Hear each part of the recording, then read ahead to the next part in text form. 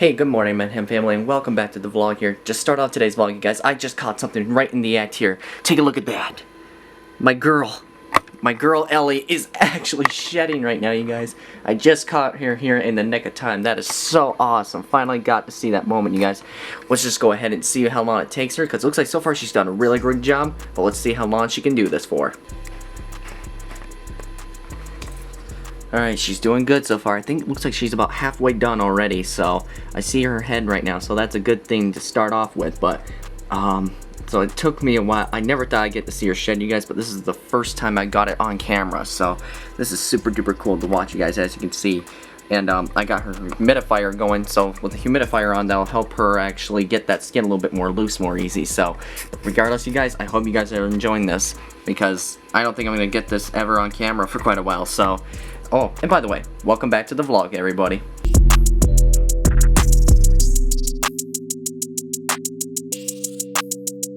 So obviously, to start off the vlog with my girl Ellie here, who is a children's python, I actually decided to go ahead and bring up an interesting conversation with you guys.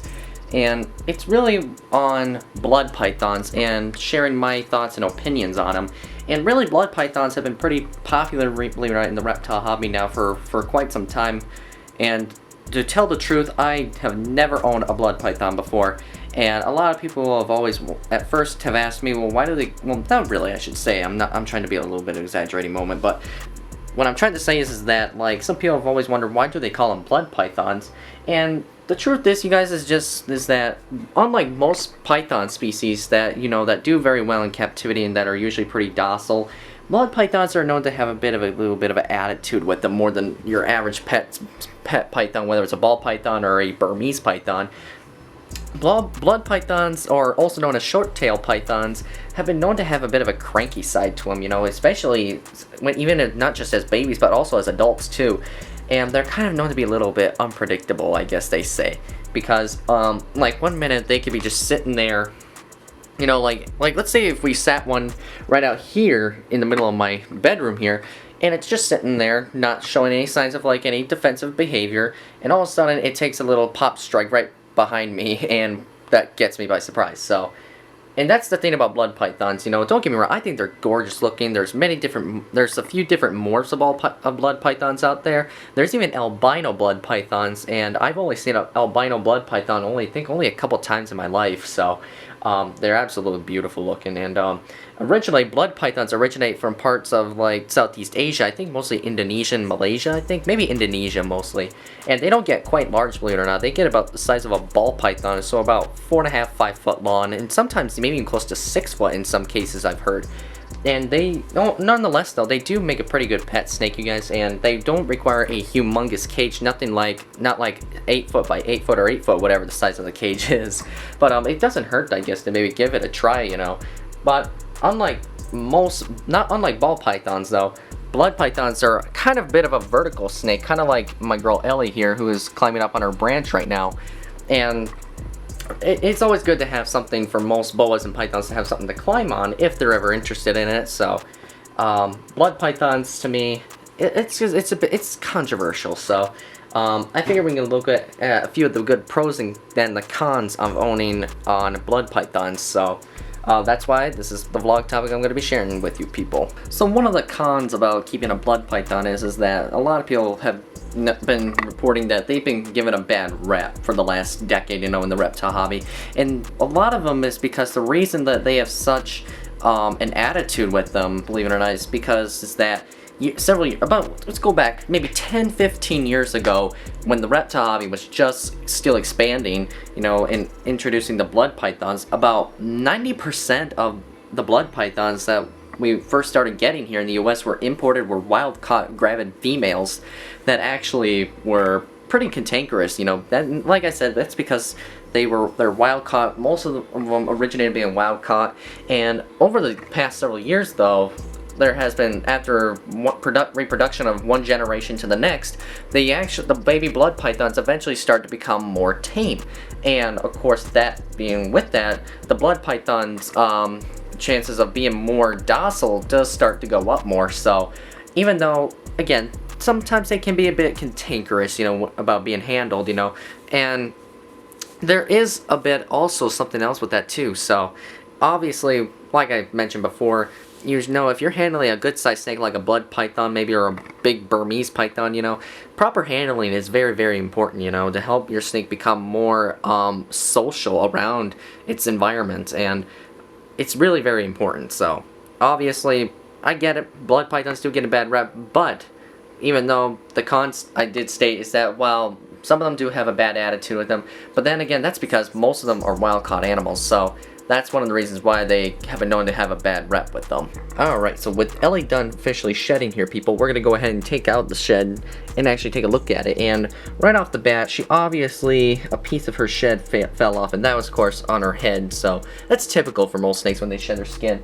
Usually, sometimes the headpiece on their skin will kind of fall off like that, so nothing too concerning about it. But the rest of the shed looks really, really good. Looks like the rest of it's all in one piece. So let's go ahead and gently remove it and take a look how beautiful it is.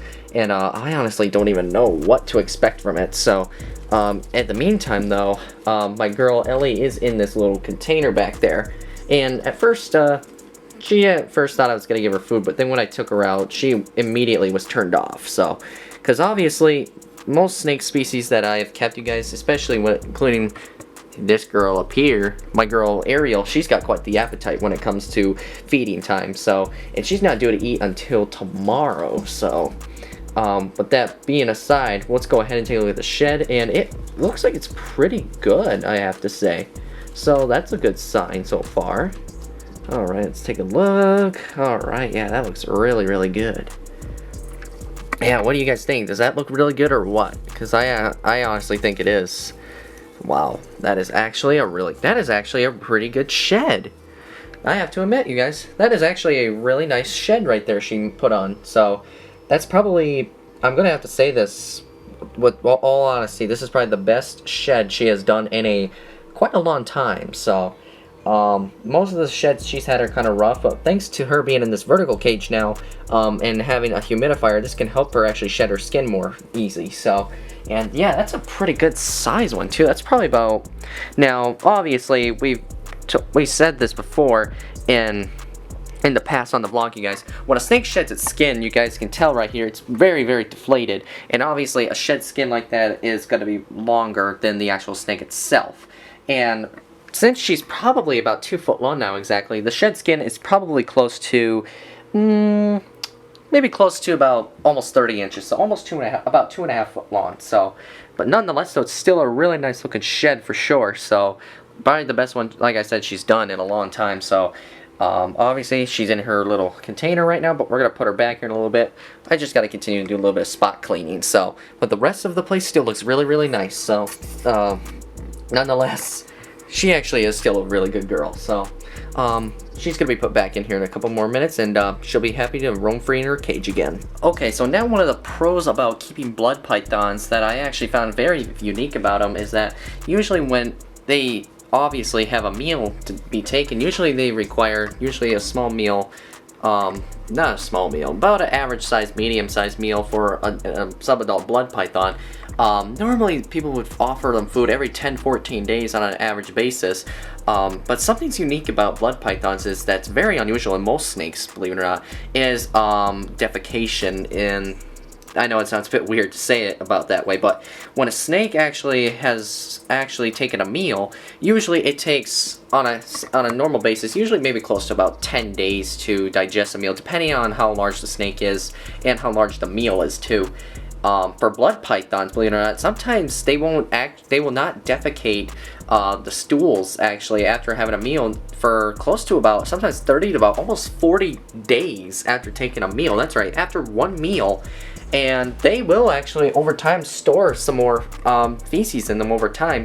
And one thing that's kind of cool about it, what I'm trying to say is that you really don't have to spot clean their cage too often. You really don't. So that's really one thing that's cool about blood pythons that I actually found an amazing fact about them. So it's kind of, I know it sounds a little bit weird, but it is kind of nice too, because sometimes snakes can leave a pretty messy cage once in a while, but you still got to get the job done either way. So really interesting fact there on the pro side about blood pythons. So now, speaking of pythons, we gotta get Ellie back inside of her own cage. Alright, ladies and gentlemen, so now that with November already here and Halloween's already passed, we've taken down already some of the Halloween decorations. I think all of them, to be honest with you.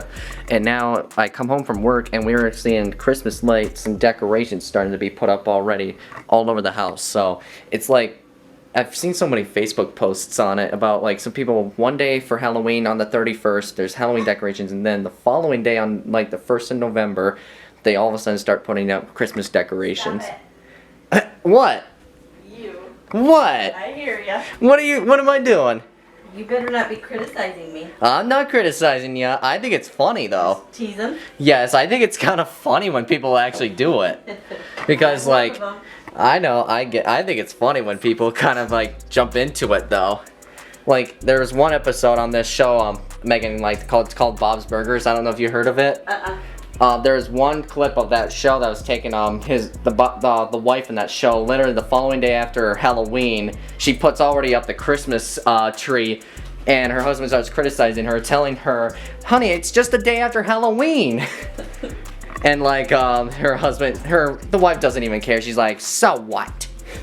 I honestly thought it was funny. That's what your mom does. Yes. And I have nothing against it, even though some people out there probably will, but who cares who they are, right? So, but honestly, Christmas to me, exactly, so no reason to be so criticizing, you know, everyone has their own opinions on things, but like she said, each to their own, right? You know what, everybody, speaking of Christmas, you know, I think I might have to start putting maybe a couple decorations in here, you know, just to get into a little bit of the holiday spirit, even though Thanksgiving comes first. But really, what is there that much to Thanksgiving, you know? Tell me what's so big about it, you know? Is it because of, like, you know, like, the family get-togethers, you know? I mean, that's probably the big thing about Thanksgiving is getting together, you know? But we kind of do the same thing for Christmas, too, you know? So, I mean, don't get me wrong, nothing's wrong with Thanksgiving, you know? It's still a good time, you know, to spend time with family and have a special dinner together, so... But, regardless, so Christmas is, like, the much, much bigger holiday, so... I'm just gonna go ahead and actually talk to my mom into maybe putting up a couple decorations around my room here, so... yeah... Already 'tis the season, people.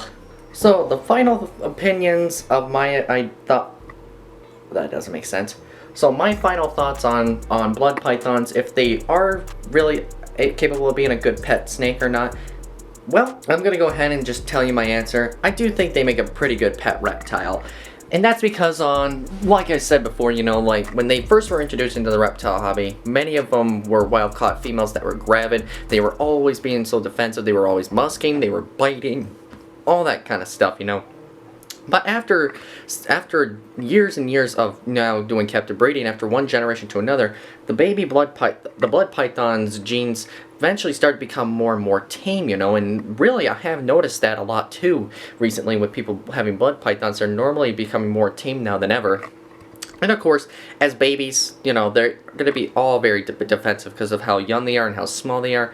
So, yeah, it's going to be a bit of a challenge at first when they're young, but over time, though, with proper handling, proper humidity and cage size and lighting, all that kind of stuff, it's going to eventually become very, very, very docile. So, but even though they are a heavy-bodied snake, you guys, they still make a really neat-looking pet. So, those are my final opinions on blood pythons. But let me know in the comments below and tell me how you guys feel about blood pythons, because I don't, usually it's a mixed controversy here in the reptile hobby, so I usually don't like getting involved with something that's political and stuff like that, but I mean, I just honestly think, in my opinion, blood pythons are a really neat looking pet to have, so, and they're not too expensive, and they don't get too big either, so that's a good size thing there. So let me know in the comments below and tell me what your guys' thoughts are.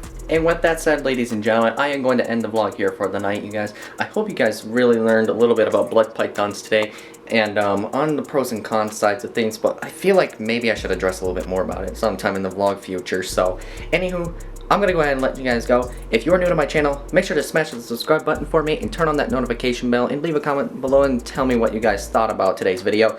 So I'm going to go ahead and just call it a night. I got nothing else to say, so I promise I'll see you people on the next one.